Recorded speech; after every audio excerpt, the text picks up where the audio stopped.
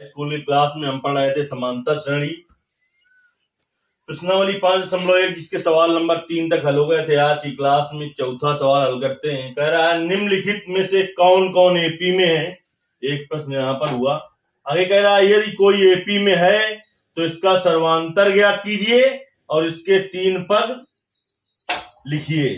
अगर एपी में नहीं है तो कुछ नहीं करना, यदि एपी में है तो इसका सर्वांतर ज्ञात करना है और इसके जितने पद लिखे हैं इसके आगे के 3 पद और लिखने हैं।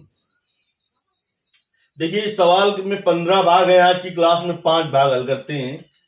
चौथे का पहला नंबर देखिए, चौथे का पहला नंबर है 2, 4, 8, 16, ... तो देखिए कैसे हम चेक करते हैं कि ये समांतर श्रेणी में है कि नहीं, यानी एपी में है कि नहीं। इसके लिए बेसिक में भी हमने बताया था, तो आज फिर देख लेते हैं कैसे चेक करना होता है। एपी की शर्त लगाते हैं, कंडीशन ऑफ एपी। एपी की शर्त होती है T2 माइनस T1 बराबर T3 माइनस T2। देखिए T2 का मान है 4 माइनस T1 का मान है 2 बराबर T3 का मान 8 माइनस T2 का मान 4। 4 माइनस 2 2 आ गया, 8 माइनस 4 4 आ गया। 2 4 के बराबर है क्या? 2 डज नॉट इक्वल टू 4। चूंकि T2 minus T1 does not equal to T3 minus T2, अतः दिया गया अनुक्रम एपी में नहीं है। चलिए सेकंड पार्ट हल करते हैं इसका। चौथे का सेकंड है 2, 5/2, 3, 7/2, ... सबसे पहले चेक करना एपी में है कि नहीं। एपी की शर्त देखिए, एपी की शर्त क्या होती है? T2 माइनस T1 बराबर T3 माइनस T2। T2 का मान है ये पहला पद T1, दूसरा पद T2, तीसरा पद T3, ये T4 लिखा है। T2 का मान 5/2 है, माइनस T1 का मान 2 है, T3 का मान 3 है, माइनस T2 का मान 5/2 है। इसके बटे कुछ नहीं है तो 1, इसके बटे कुछ नहीं है तो 1। इधर देखिए एलसीएम हो जाएगा 2। 5 माइनस 2 का भाग 2 में देंगे, 1 बार जाएगा, 1 गुणते 5 5 होगा, माइनस 1 का भाग 2 में देंगे, 2 होगा, 2 गुणते 2 4 हो जाएगा, बराबर। इधर एलसीएम कितना हो जाएगा देखिए 2। 1 का भाग देंगे 2 में, 2 बार जाएगा और इसका गुणा इसमें करेंगे, 3 दूनी 6 हो जाएगा, माइनस 2 का भाग 2 में देंगे, 1 बार जाएगा, 1 गुणते 5 5 हो जाएगा। 5 माइनस 4 1 होगा बटे 2 बराबर 6 माइनस 5 1/2। देखिए दिया गया अनुक्रम एपी में है चूंकि T2 माइनस T1 बराबर T3 माइनस T2। चूंकि T2 माइनस T1 बराबर T3 minus T2, T3 minus T2, अतः दिया गया अनुक्रम एपी में है। एपी में है। अगर एपी में है कह रहा है तो इसका सर्वांतर ज्ञात करना है और इसके आगे के 3 पद और ज्ञात करने हैं। चलिए इसका सर्वांतर और आगे के 3 पद और ज्ञात कर लेते हैं।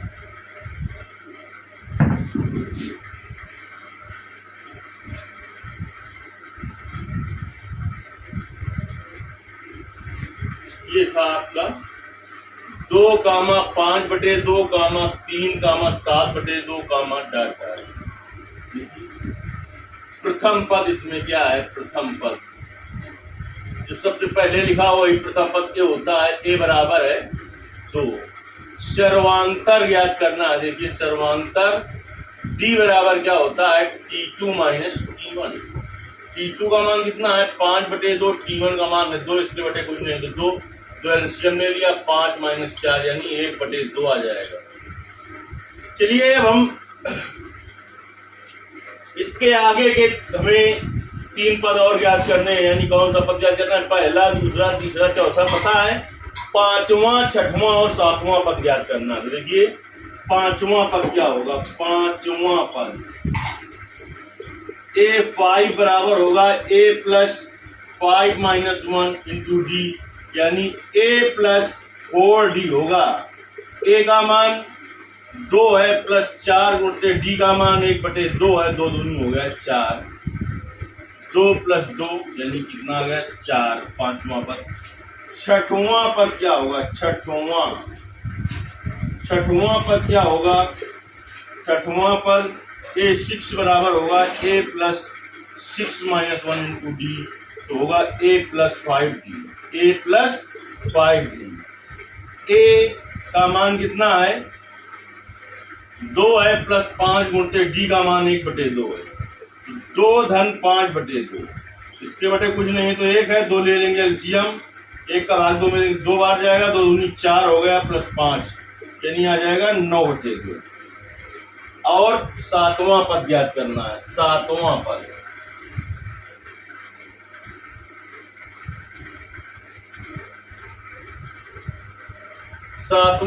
a7 बराबर क्या होगा? a plus 6d। a का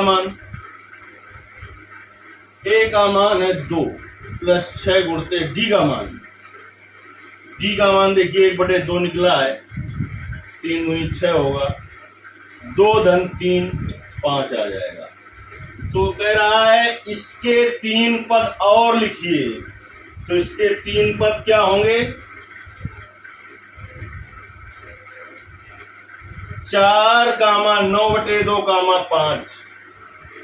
इसके आप पूरा अनुक्रम लिखना चाहें अगर तो 2 कामा 5/2 कामा 3 कामा 7/2 कामा 4 कामा 9/2 कामा 5 कामा डॉट डॉट।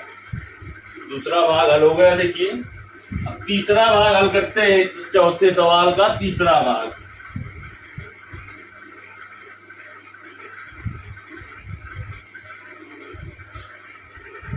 देखिए, तीसरा भाग क्या है इसका?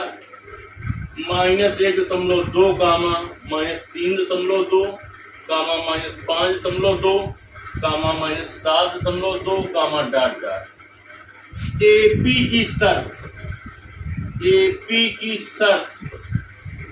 T2 माइनस T1 बराबर T3 माइनस T2। देखिए T2 का मान -3.2 माइनस T1 का मान -1.2, T3 का मान -5.2 माइनस T2 का मान -3.2। माइनस का 3.2 माइनस हो गया प्लस का 1.2, माइनस का 5.2 माइनस हो गया प्लस 3.2। ये बच जाएगा। देखिए माइनस का 3.2 और 1.2, 0 और 2। माइनस का ज्यादा है तो माइनस का 0.2 इधर भी बच जाएगा, माइनस का 0.2। चूंकि T2 माइनस T1 बराबर T3 माइनस T2, अतः दिया गया अनुक्रम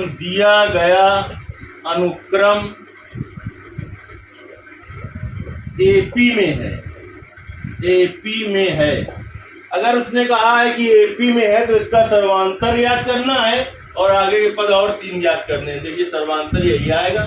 सबसे पहले लिख लेते हैं प्रथम पद क्या है। देखिए प्रथम पद ए बराबर है -1.2 और सर्वांतर डी बराबर क्या होता है? T2 minus T1। सर्वांतर डी बराबर होता है T2 माइनस T1। तो T2 का मान कितना है?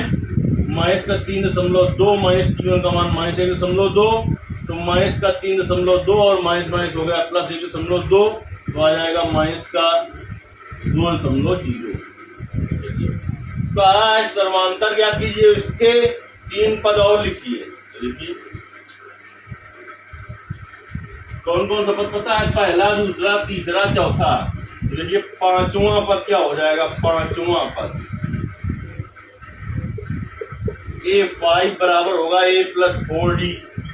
A का मान माइनस का 1.2 प्लस 4 गुणते D का मान माइनस का 2.0, तो माइनस का 1.2 प्लस माइनस का गुणा माइनस 4 दूनी 8, 8 1 हो गया 9, माइनस का 9.2 हो गया।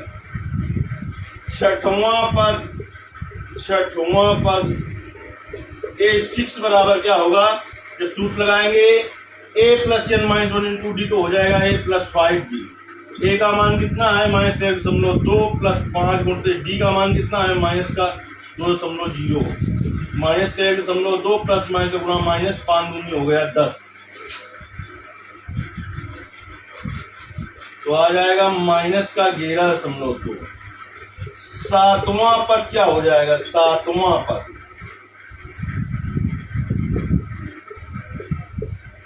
A7 बराबर हो जाएगा A plus 7 minus 1 into D, तो A प्लस 6D। A का मान बेटा -1.2 है, प्लस 6 गुणते डी का मान -2.0 है, तो -1.2 प्लस माइनस गुणा माइनस 6 दूनी 12, तो आ जाएगा माइनस का 13.2। देखिए इसके आगे के 3 पद हो जाएंगे, माइनस का 9.2 कामा माइनस का 11.2 कामा माइनस का 13.2।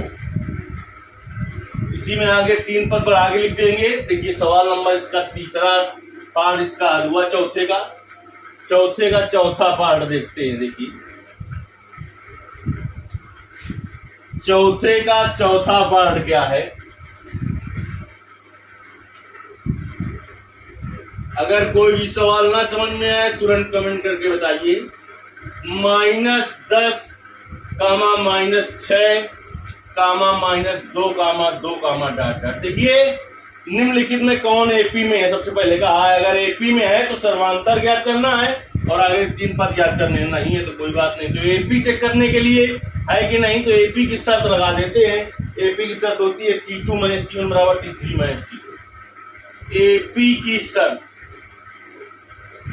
एपी की शर्त होती है T2 - T1 बराबर T3 - T2।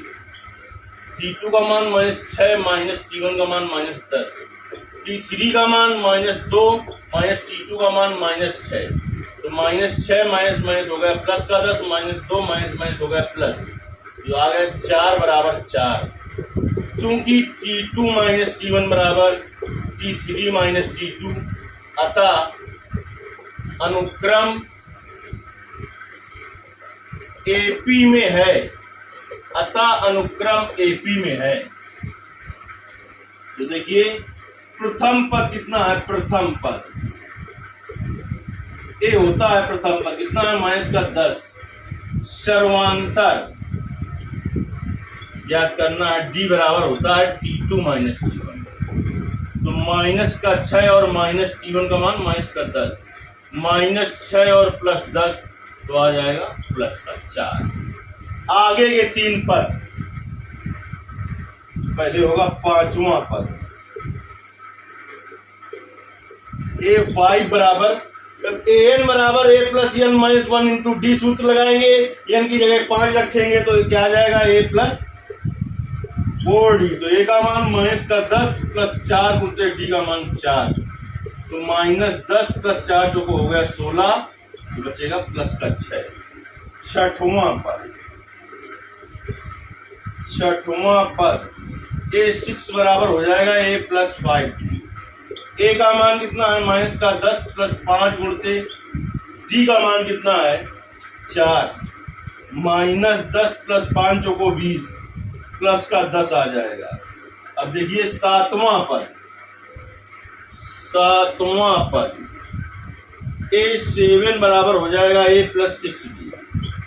A का मान माइनस का 10 प्लस 6 गुणते D का मान 4, -10 प्लस 6 का 24, तो प्लस का 14 बचेगा। तो आगे के 3 पद हो गए 6 कामा 10 कामा 14। अब यहाँ पर पूरा अनुक्रम मिला के लिख देंगे। फिर -10 कामा -6 कामा -2 कामा 2 कामा डॉट डॉट कामा 6 कामा 10 कामा 14। चलिए चौथे के चौथे पार्ट तक हल हुए। अब हम चौथे का पांचवा भाग हल करते हैं।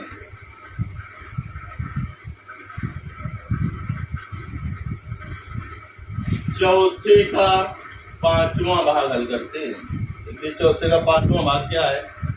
3 कामा 3 प्लस √2 कामा 3 प्लस 2 √2 कामा 3 प्लस 3 √2 कामा डॉट डॉट। देखिए एपी की शर्त सबसे पहले चेक करें एपी में है कि नहीं। एपी की शर्त T2 - T1 बराबर T3 - T2। देखिए T2 का मान 3 प्लस √2 माइनस T1 का मान 3, T3 का मान 3 प्लस 2 √2 माइनस T2 का मान 3 प्लस √2 देखिए 3 से 3 कट गया, √2 आ गया। 3 + 2 √2 -3 और -√2। 3 से 3 कट गया। 2 √2 में √2 घटाएंगे, √2 बचेगा। अगर नहीं समझ में आ रही बात आपको तो आप क्या करेंगे, √2 दोनों में क्या हो जाएगा, कॉमन। अब √2 कॉमन लिया तो √2 का भाग देंगे, यहाँ पर बचेगा 2 - √2 का √2 में भाग देंगे 1 बचेगा। तो √2 बराबर √2 × 1, यानी कि √2 बराबर क्या आ गया, √2। चूंकि T2 - T1 बराबर T3 - T2, अतः दिया गया अनुक्रम